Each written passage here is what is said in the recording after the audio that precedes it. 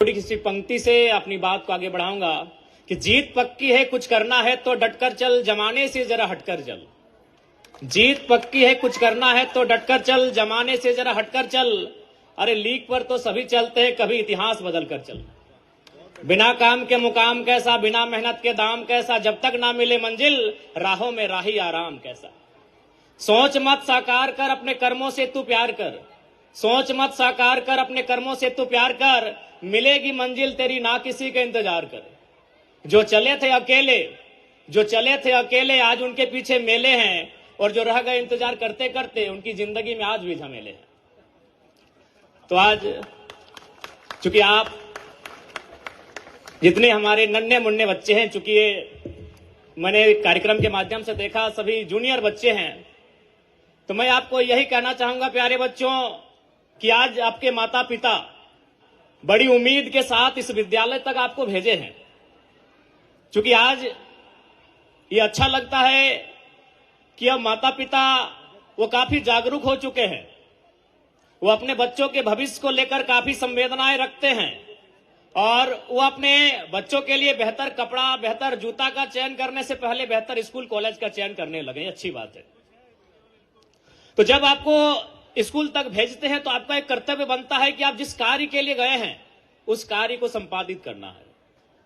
आज आप इन आंखों में, छोटे छोटे आंखों में बड़े बड़े सपने लेकर यहां तक आए हैं, और वो बड़े बड़े सपने तभी साकार होंगे जब आप उसके लिए लगातार मेहनत करेंगे।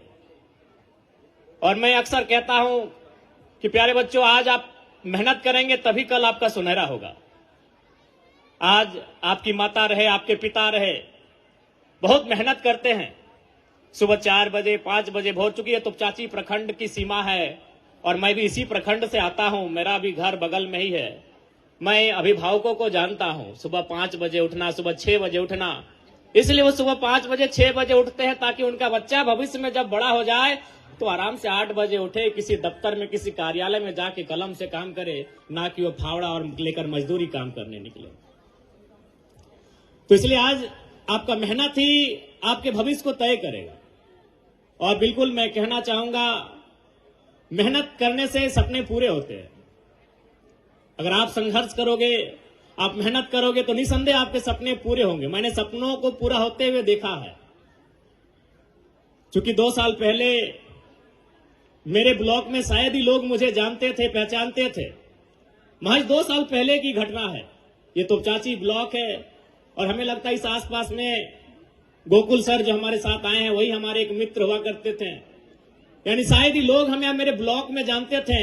लेकिन आज इस 2 सालों की मेहनत में मैंने अपने आप को इतना डेडिकेट किया, अपने आप को इतना तपाया, इतना गलाया कि आज देश के नामी न्यूज चैनल्स, चाहे जी न्यूज रहे, इंडिया टीवी रहे, एनडीटीवी रहे, झारखंड इलेक्शन के बाद एक ही चैनल में चल रहा था कि who is 29 years old Jayram Mahato in Jharkhand.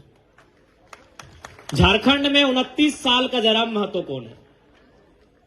सारे न्यूज चैनल में यही चला था कि झारखंड राज्य में, चाहे वो द हिंदू रहे, इंडियन एक्सप्रेस रहे, द इकोनॉमी रहे, तमाम नेशनल न्यूज, तमाम प्रिंट मीडिया, तमाम डिजिटल मीडिया, एक ही लाइन चला था 1 सप्ताह तक कि जयराम महतो कौन है 29 साल का झारखंड में।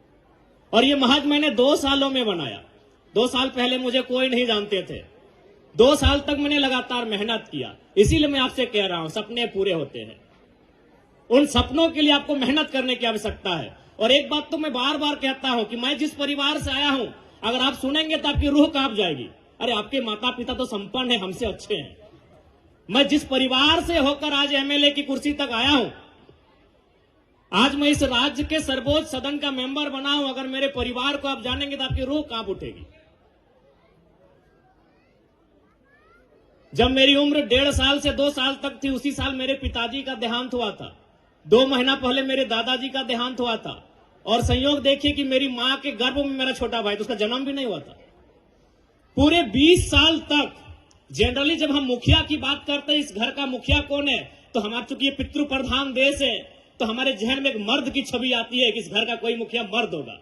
चाहे चाचा होगा, जेठा होगा, मामा होगा, मौसा होगा, दादा होगा, नाना होगा या भैया होगा, इस घर का मुखिया कोई मर्द होगा। लेकिन पूरे 20 साल तक मेरे घर का मुखिया मेरी मां ने संभाला। अभी किस परिस्थितियों में 28 साल की उम्र में, और मात्र 28 साल हमारी मां की उम्र थी। तो मैं उस परिवार से आता हूं, उस परिवार से मैंने संघर्ष करके आज इस राज्य के, झारखंड राज्य के सर्वोच्च सदन तक का मैंने सफर तय किया है। तो इसलिए मैं आपको कहना चाहता हूं, बिल्कुल सपने पूरे होते हैं। आप उन सपनों को देखते हैं कैसा, उन सपनों के पीछे मेहनत कैसा करते हैं, उन सपनों के पीछे आप डेडिकेट कितना करते हैं, यह सवाल बनता है। इसलिए आज इस कार्यक्रम में उपस्थित मेरे भाई समान, मेरी बहन समान स्टूडेंट को मैं यही कहना चाहूंगा, आप यहां आके 4 घंटा, 5 घंटा, 6 घंटा समय देते हैं, उस समय का मूल्य लेके जाइएगा। मैं आपको कहूंगा, यदि किसी बहन का मन अगर गीत गाने में लगता हो तो आप 4 घंटा गीत गाइए और इस राज्य का नंबर 1 सिंगर बन के सामने आइए। यदि किसी भाई को दौड़ने में मन लगता है कि हमको पढ़ने में नहीं दौड़ने में मन लगता है, आप 6 घंटा दौड़िए और झारखंड राज्य का नंबर 1 धावक बन के सामने आइए। मेरा कहना है कि जहां आप 4 घंटा से 6 घंटा देते हैं वो बेकार नहीं जाना चाहिए।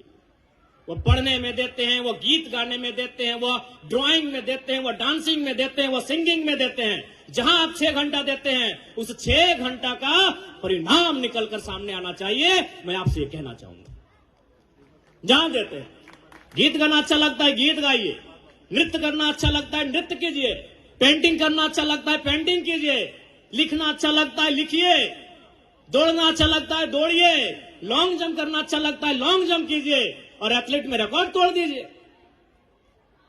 इस दुनिया में कोई काम छोटा नहीं होता है। इसलिए आज यही आपसे मेरा संदेश रहेगा, आप अपने गुरुजनों के सानिध्य में, अपने शिक्षक शिक्षिकाओं के सानिध्य में 6 घंटा समय देते हैं, ये समय जाया नहीं होना चाहिए। क्योंकि यहां अभिभावक भी आए हैं, माताएं भी आए हैं।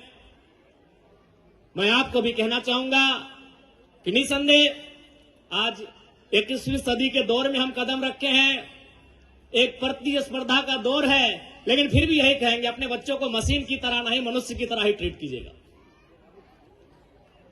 अब उन पर कोई अतिरिक्त दबाव, अतिरिक्त प्रेशर मत डालिएगा। अखबार में आप पढ़ते होंगे घटनाएं, इसलिए आप उनको एक दोस्ताना माहौल में ढालिएगा। जितना संभव होगा, आप चूंकि जितना संभव होगा उनके सपनों को साकार करने के लिए आप मेहनत कीजिएगा, लेकिन पहला प्रयास यही कीजिएगा, याद रखिएगा वो एक भावनाओं का पुतला है, वो मशीन नहीं है।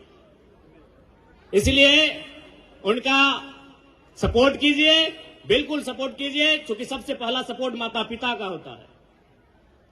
विशेष चूंकि समय का अभाव है और चूंकि ये भले ये घर मेरा इस जिला में है, लेकिन हम विधायक चुने गए हैं गिरिडीह बोकारो से, तो हमारे क्षेत्र में भी काफी कार्यक्रम है। और चूंकि सर 2 बार गए हमारे घर के सामने, तो हम बोले ठीक है, हम समय निकाल के आएंगे। और फिर हम थोड़ा सा समय का अभाव है, माफी चाहेंगे। पुनः आज के इस कार्यक्रम में हमें आमंत्रित करने के लिए तमाम विद्यालय परिवार का आभार व्यक्त करते हैं। उपस्थित तमाम अभिभावकों को मेरा संदेश रहेगा, बिल्कुल अपने बच्चों को शिखर तक ले जाने के लिए आप उनके संघर्ष के साथी बने, उनके संघर्ष के सहयोगी बने। और जितने भी हमारे छोटे नन्हे मुन्ने बच्चे, हमारे भाई बहन हैं, आपको यही कहेंगे, अपने सपनों